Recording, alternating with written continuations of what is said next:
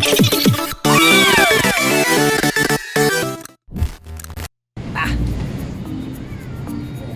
first time ko magpalipad ng drone dito sa Maynila. Safe naman. Feeling ko kasi parang hahanginin, dadagitin ng kung ano, may babalibag, pero safe naman. Nakalanding naman ng maayos yung drone natin. Hindi pwedeng magpalipad ng drone kung saan saan, no? May mga no-fly zone dito sa Maynila na hindi pwedeng magpalipad ng drone basta-basta. Nakikita naman yun dito sa mismong app na ginagamit ko doon sa may drone. Syempre, chinek ko muna kung pwede tayo magpalipad dito ng drone. Pwede naman siya. So nga lang nakakatakot lang din talaga magpalipad ng drone dito. Lalo na mahangin ngayon. Yun, andito tayo sa may Divisoria ngayon pare. Para sa mga nagre-request dyan ng Tamiya. Tara, dadaling ko kayo sa bilihan ng Tamiya rito. Kaso nga lang hindi ito yung mga legit na Tamiya. Ito yung mga parang made in China or ano ba. May mga parts doon na pwede tayo makabili ng mas mura. May Tamiya doon na pwede natin mabili ng mas mura. Yun yung inagandahan doon. Alam ko na nakapag-vlog na ako doon pero saglit lang. So, ngayon na paulan na. Tara, punta na tayo doon sa tindahan ng Tamiya bago pa bagyuhin dito. Let's go! Tignan nyo si Kuya, food trip oh. Food trip! Food trip! Food trip! Nice! Dami niya ng chichiryo. Tignan nyo naman kasi, puro chichirya, tsaka noodles. Nakakuha ko noodles, isa. Buti na lang, ang galing ko.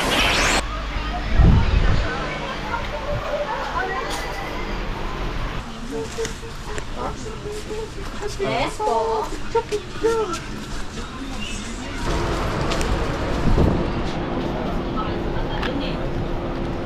Dito lang pala meron.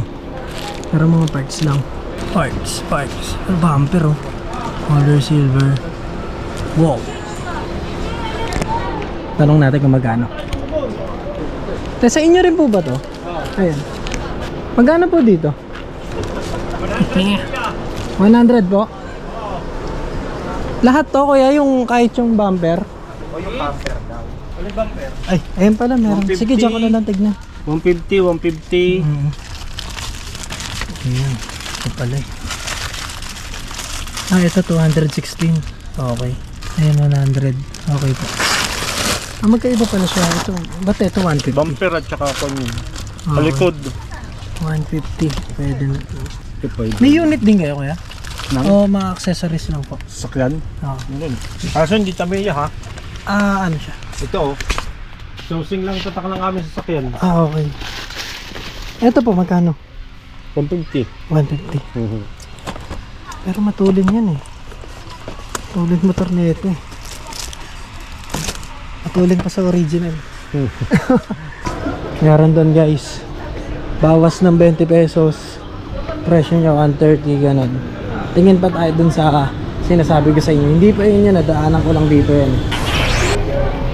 Yun, naaaraw, uulan. Sasakit. Saan ba tayo? Ay, dalawa. Dito may bilihan din ng laruan dito eh. Dami kasing mall dito sa Divisoria pre. Sa daming mall dito. Kahit palagi ako dito, hindi ka nalilibot to eh. Sobrang dami nilang dito tayo tatagos. Ito ibang mall na to eh. Sa malayo na to, dito na to sa likod. Nice. Yun oh. Yun oh. Ang galing sumayaw. Hi! Magkano po yung ganon? 650. Yung mas maliit? 350. Oh. 650 pero ganda. May mga Gundam nga rin pala sila dito. 400 na lang oh. Nakasale oh. 300 nakasale. Mukhang malaki to ah. May mga nakasale sila dito. Ayos. Ay! Uy, daw nakalaglag yan oh. Saan nalaglag yan? December dito, ang daming tao dyan pre. Tindahan ng paputok. Pinakagusto ko rito sa lugar na to. Ang daming paputok dito. Lahat ng klase ng paputok nandito. Pati paputok sa kilikili andito. Yan. Dito na tayo sa Lalamove. Let's go! Hey, doggy dogs! Ay, no, ginawa. Oh, hindi ako pinansin. Eto na pre, KD Van Toys. Nakita niyo ba? KD Van Toys. Dito tayo bibili. Hindi ito ah. Hindi mo na ako natatandaan. Hindi mo na ako natatandaan. Ako to. Oo. Ay, natatandaan ko. Paalam ako kay Kuya Lin eh. Ito na nga pala yung nabili natin kahapon. Yan yung Bracken Gigant pare. White. Ngayon ako nakakita ng white na ito pre. Nabili natin to 250 no. And then ito yung mura nating nabili. Ewan ko kung mura nga ba talaga. 180 siya pre doon sa binibilang ko. Pag bumili ka na ito wholesale, kunwari 6 na piraso o 12 pieces, mas makukuha mo siya ng mas mura ng 150 less 30 pesos. Ito hindi ko natanong magkano wholesale na ito eh. At ito yung motor pre, nabili ko naman to 150. Yan, puro copy to guys ha. Ito copy, copy lang din to.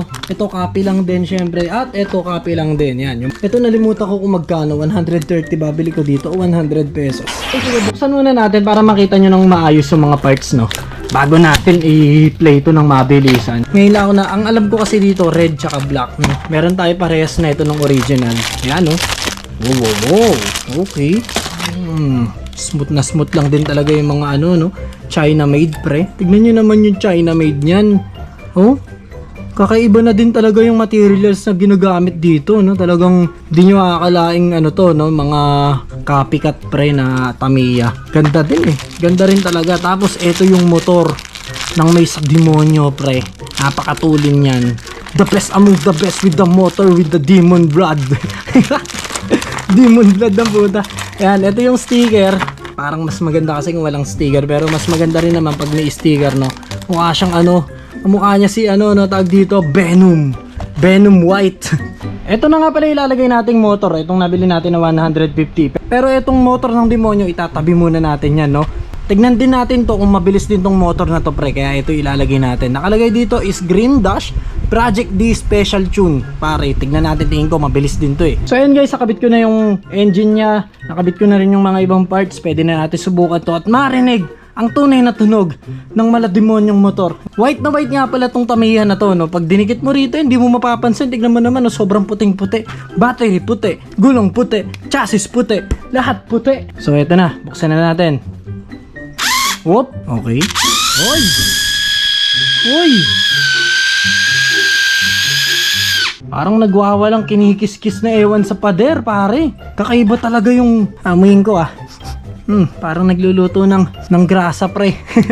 Ito na, oh. Oh.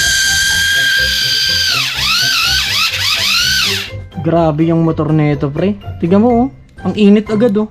Sobrang tulin niya, pre. Parang gusto kong paanda rin to sa racetrack. Para masubukan natin kung mananalo nga ba yung mga original natin dito na Tamiya. Tsaka yung mga original na motor ng Tamiya dito sa Class A, copycat, dugong demonyo na motor ng Tamiyang Palengke. Yun pa rin itawag natin sa kanya. Tamiyang Palengke, pare, pakinggan natin.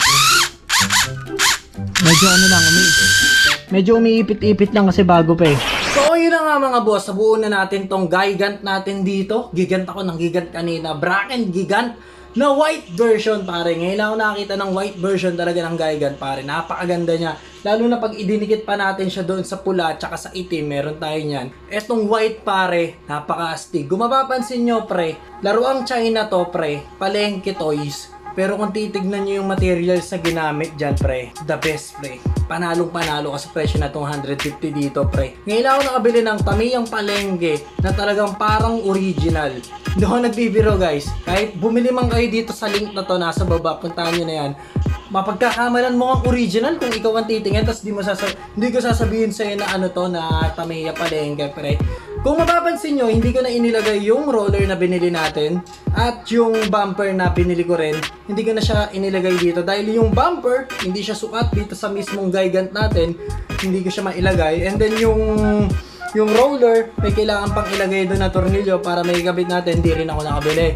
So ngayon nga lang ako magse-setup kasi ng gano'n, kaya hindi ko alam na may makakulang at hindi pala kasya dito. So, etong Gigant naman, poging-pogi pa rin siya kahit hindi ko na ilagay yung mga accessories na nabili natin. At yung motor, pre, yung motor talaga pinakamaganda rito.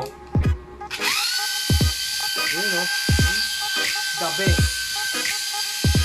Sa susunod na video, set up ko yung ano natin dito, yung racetrack natin. Susunod agad yung video na yon para ma-upload ko na agad at mapakita ko sa inyo kung gaano kabilis itong Gigant natin. Tamang-tama dahil hindi lang nag-iisa tong Tamiyang Palengke natin dito. May mga binili pa ako na mas mura. Tulad nito, yan. Tulad nito na nabili ko na Tamiyang Palengke din nung dati. Yan. Tamiyang Demonyo rin to. Ang bilis tumakbo. Tapos ang kinagandahan niya, kung napanood niyo yung video nito, pre, ang ganda ng casing niya, yung chassis niya, transparent. Dito rin sa link na to, puntahan niyo na lang din. Mas mura to kaysa rito sa Gigant eh. So, ano pang hinihintay niyo? Umiscore ka na rin para makita niyo yung quality nung Gigant na to. Ito pa lang yung unang unit na magkakaroon ako sa Shopee ko, pre. At ito yung pinakaunang unit na napagdesisyonan ko magbenta dahil hindi ako mapapahiya sa inyo nang dahil dito sa Gigant na to. Sobrang ganda niya, nakita niyo naman. Pati yung sticker, di ba? Sabi ko sa inyo kanina, hindi ko na siya ididikit. Dinikit ko na rin siya at hindi ako nagkamali ng desisyon dahil ang ganda rin ng sticker doon sa mismong unit. Perfecto, pare. Super perfect itong Gigant na to. So, yun lang para sa video natin na to. At agad-agad, dudugtong ko na tong video na to. Isa-set up ko na yung racetrack doon. Pagkakarerahin na natin to. Comment lang kayo sa baba kung gusto nyo pang makita kumakera tong Gigant na to, guys. Para tignan natin eh, no? At doon sa bibili ng Tamiya natin na Gigant, may ibibigay ako sa'yo. Sa unang 3 bibili ng Gigant, may ibibigay ako sa inyo. PM nyo na lang ako dun sa Shopee natin. So, yun lang para sa video natin na to. Let's go! Maraming salamat sa mga nanonood. Huwag nyo kalimutan mag-like, mag-subscribe, at i-share na din tong video na to kung nandiyan ka pa. Maraming salamat sa'yo. Yeah! Bye-bye! Pagkakarerahin pa natin to next video. Let's go!